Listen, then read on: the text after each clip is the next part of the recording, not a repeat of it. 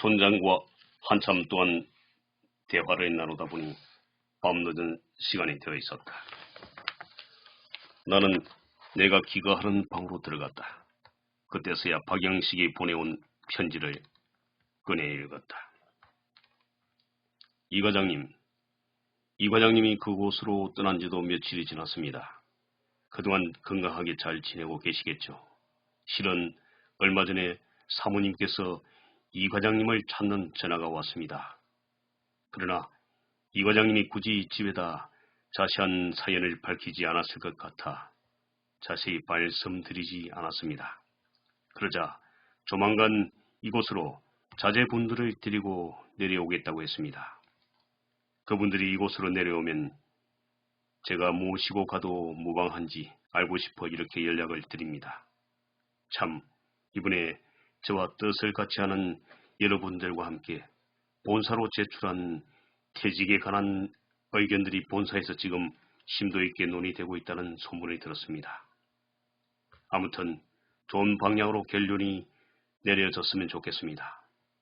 그리고 조금 전에 언급한 바와 같이 제가 사모님과 자제분들을 그곳으로 모시고 가도 괜찮을지 여부를 빠른 시일 내로 알려주시기 바랍니다. 만일 어렵다고 알려주시면 회사의 사정으로 불가능하다고 제가 전하겠습니다. 박영식 올림. 나는 박대리가 보내온 편지를 읽으면서 고민에 빠져들기 시작했다. 아내와 자식들이 이곳으로 온다면 결국은 퇴직에 관한 사실이 밝혀질 수도 있다는 두려운 생각이 들었다. 그러나 결국은 알아질 일을 미루기도 못할 것 같기도 했다.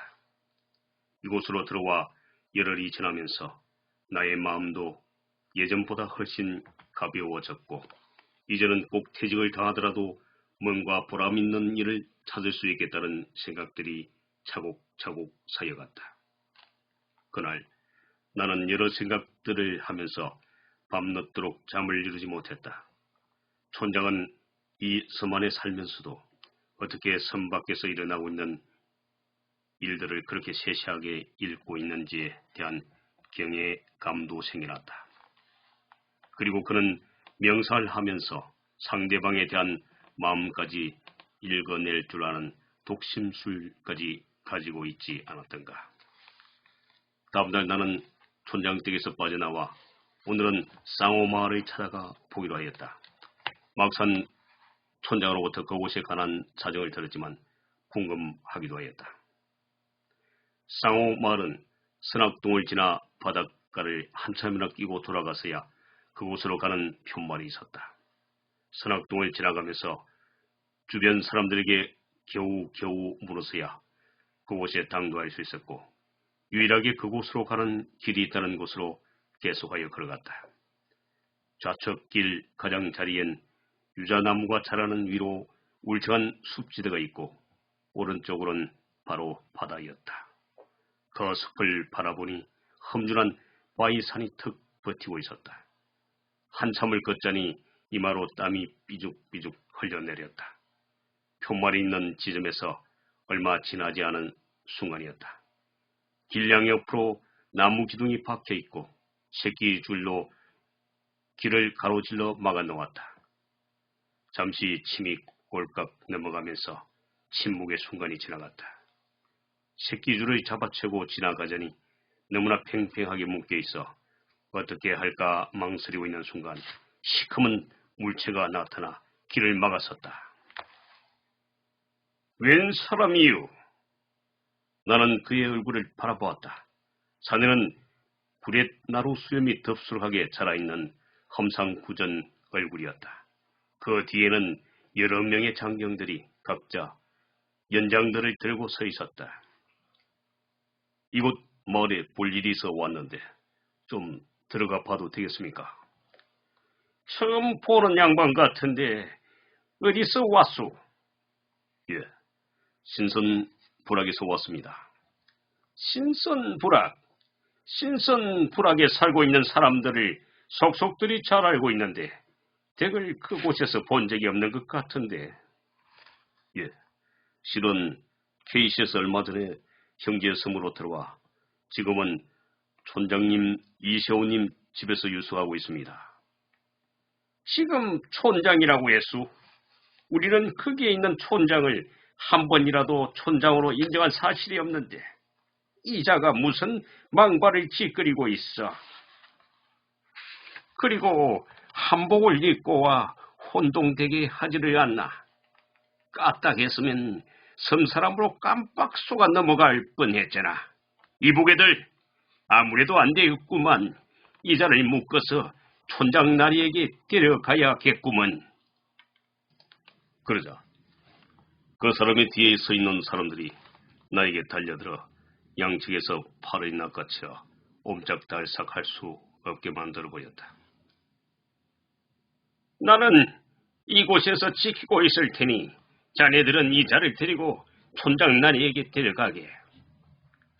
나는 두 명의 장정에게 붙들려 끌려가다시피 쌍호불악의 촌장에게 끌려갔다. 이것 보시오. 이 팔을 제발 좀 놓고 갈 수 없겠습니까?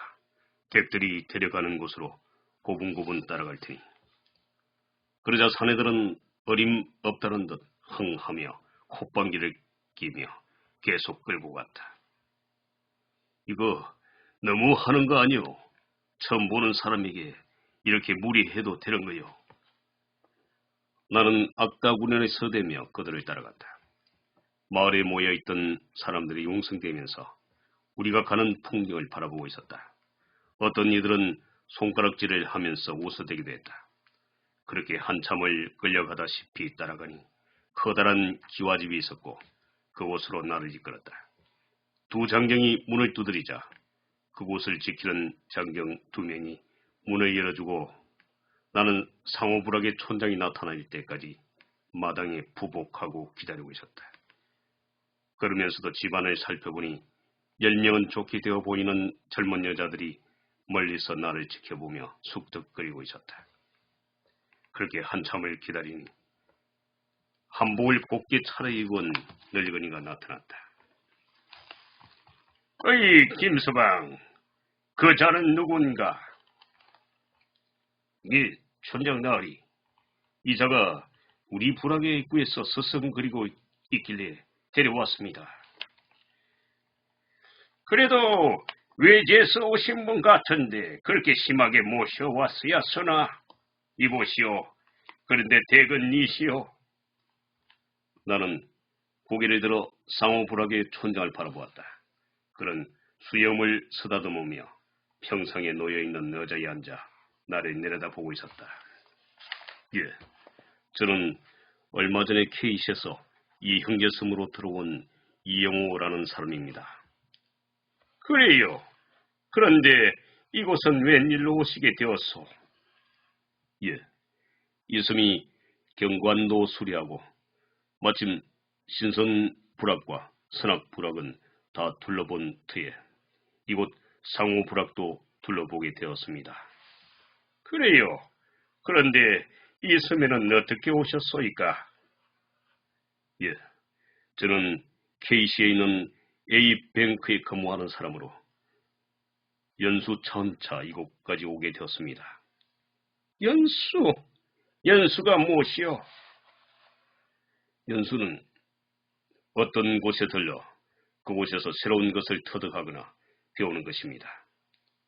그래요. 이 상호도에서 무엇을 배울 게 있다고? 밖에서는 그런답니다. 이 상호도는 아직도 미개한 사람들이 살고 있는 문명이 개화되지 않은 곳이라고. 물론 그들은 이 섬을 형제섬으로 부르고 있지만 그 허울 좋은 문명 도시에서 살던 사람이 이 섬으로 들어와 많은 젊은 사람들을 유혹하여 데려가 아직도 이 섬으로 돌아오지 않는 젊은이가 많이 있다오. 그래서 대기 외지에서 왔다는 것을 알고 사람들이 심하게 다루긴 했을 거요. 그러나 처음부터 우리 섬 사람들이 그렇게 거칠지는 않았습니다. 문제는 이 순진하게 살고 있는 사람들에게도 때같이 외지에 살고 있던 사람들이 들어와 피해를 끼치곤 했습니다. 우리는 조상 대대로 내려오는 옛 풍습을 간직하고 살아가고 있습니다. 우리는 대기 살고 있는 그 도시를 포함하여 이 섬 밖 사람들을 오히려 야만인이라고 부르고 있소이다. 지금 밖에서는 어릴 때부터 우리 글을 팽개치다시피 하고 서양 글을 배우고 있다죠. 그렇다면 그렇게 배웠다는 사람들이 이 섬으로 들어와 그 사람들이 미개하다고 여기는 사람들을 현혹하는 이유는 무엇이라고 보오? 예, 그렇다고 밖에 있는 사람들이 다 그렇지는 않습니다. 어느 곳이든 일부는 착하고 일부는 악한 사람들이 살고 있기는 마찬가지가 아니겠습니까? 밖에서도 우리 문화를 유지 개선하는 데 앞장서는 사람이 많습니다. 사람이 사는 곳이라면 의뢰에 그런 두 종류의 사람들이 있기 마련이 아니겠습니까? 물론 대기 말하고자 하는 의미를 모르는 바는 아니오. 그러나 외지에서 들어와 유독 이 섬 사람들에게 새로운 문물을 전수한다는 핑계를 대고 젊은 사람들을 세뇌하여 밖으로 데려간 사람이 어디 한둘이어야지 말이오. 그 댁들이 현재 사용하는 문화의 이기와 선별하지 않고 받아들인 서양의 문물은 편리하기도 하지만 한번 맛을 들이면 헤어나지 못하는 자극적인 데가 있소이다. 처음에는 우리도 이 섬의 젊은이들을 밖으로 내보내어 새로운 문물을 배워오라고 하였소이다. 그러나 정작 외지로 나간 사람들은 한결같이 그곳 문화에 빠져 아예 돌아오는 사람은 거의 없어소이다. 심지어 부모나 처자 근속마저도 헌신짝처럼 부리고 아예 그곳에 눌러 사는 페루나도 생겼소이다. 그 이후로 우리 섬은 외지인의 출입을 감시하는 지경에까지 이르렀습니다. 그렇다고 옛 것만 추구한다고 더 낫고 행복한 삶이라고 단언하기는 어렵지 않겠습니까? 우리 상호도도 비록 바깥 세계의 문명이기와 풍습은 받아들이지 않지만 그곳에서 이곳으로 보내주는 신문이나 책을 읽어 그곳 사정은 누구보다도 잘 알고 있소이다. 지금 그곳은 자식이 부모를 죽이고 부모가 자식을 죽이는 사건도 종종 있었다죠. 이 섬에서는 한 번도 생각지도 일어나지 않은 일이 그곳에선 종종 일어나는 걸로 알고 있습니다. 그리고 스스로 목숨을 끊는 자살 사건도 하루에도 수십 건씩 일어나고 있다고 들었습니다. 발달한 문명 속에서 안락하게 사는 사람들이 왜 그렇게 극단적인 일을 선택하겠습니까? 네, 다른 하건대 이 섬에서는 아직 한 번도 그런 일이 일어나지도 않았거니와 앞으로도 일어나지 않을 것입니다. 그렇지만 그렇게 단적인 예만 가지고 전체가 그렇다고 여기는 것은 정작 나무를 보고 숲을 보았다고 여기는 것과 무엇이 다르겠습니까? 더구나 여러 사람이 사는 곳에는 갖가지 일들이 일어나기 마련이 아니겠습니까? 그렇지가 않습니다. 지도자가 똑바른 사고를 가지고 이끌어가고 교육자가 배우려는 사람에게 바른 생각을 갖도록 교육하고 이끈다면 얼마든지 이상 천국을 만들지 않겠습니까? 우리 섬은 그동안 잘 지내왔습니다.